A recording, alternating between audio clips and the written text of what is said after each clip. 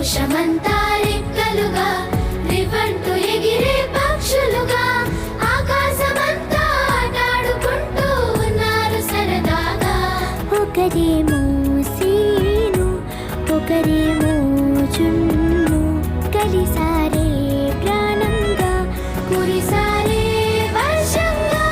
పాటేమో scene ఆటేమో జున్ను ఒకటై ఎదిగారే మధురంగా.